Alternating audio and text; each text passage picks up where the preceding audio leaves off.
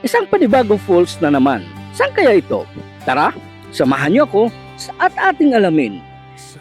Pagkatapos naming pasyalan ang communal runs dito sa Bukidnon, by the way, sa hindi pa nakapanood sa vlogs na ito pala yung link at ipa-flash ko na lang din sa screen para naman mapanood nyo kung gaano kaganda ang communal runs dito sa Bukidnon.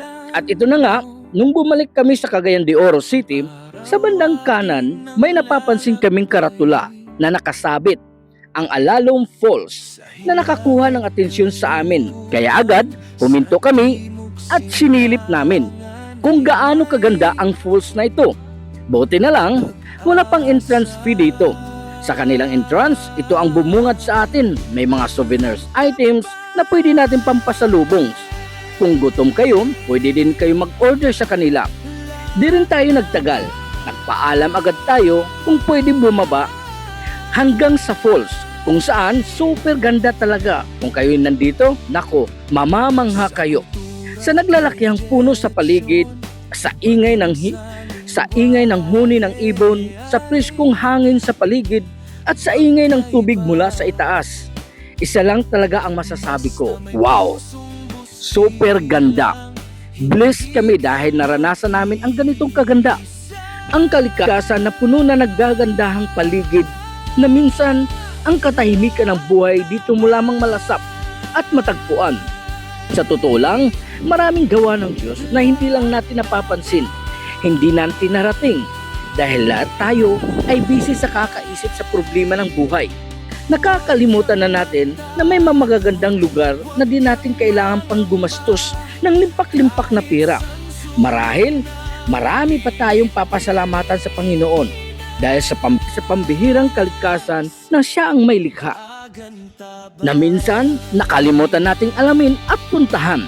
Kaya dito sa Alalom Falls, isa sa panibagong karanasan na naman ito sa amin. Pambihirang ganda, hindi mo na kailangan lumayo pa. Accessible talaga ito. Pero gaya ng sinasabi nila, sa ngayon ay hindi pa talaga advisable para paliguan.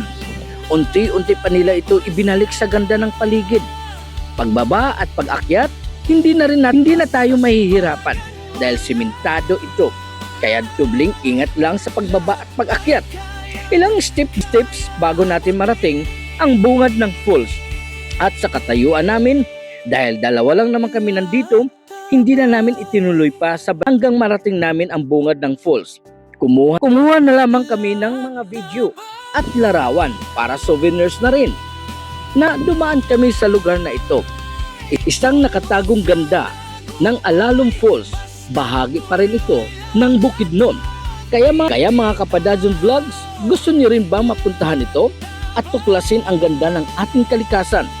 Maraming salamat po sa inyong lahat. Sa mga hindi pa nakapag-subscribe sa ating YouTube channel na Padadson Vlogs, please subscribe, support, like, and share. Maraming salamat. See you on the next vlog. Bye-bye!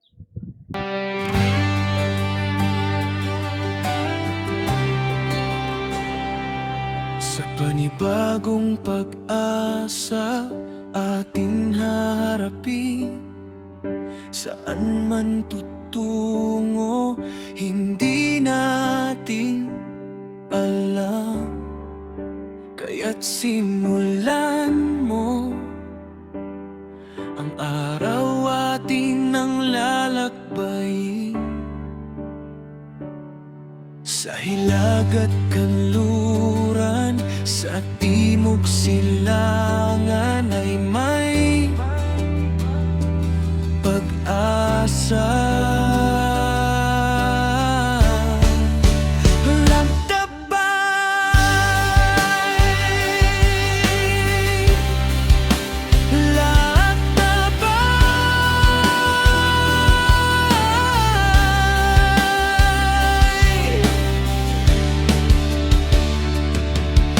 Kultura, tradisyon, maging sa lingwahe ay magkaiba.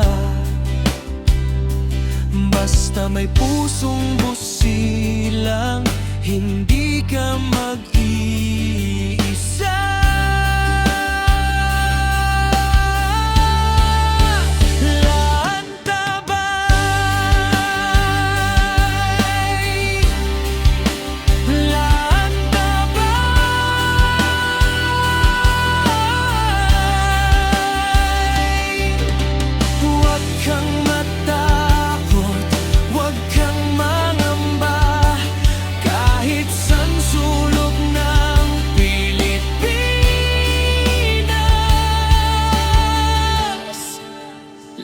magantabay.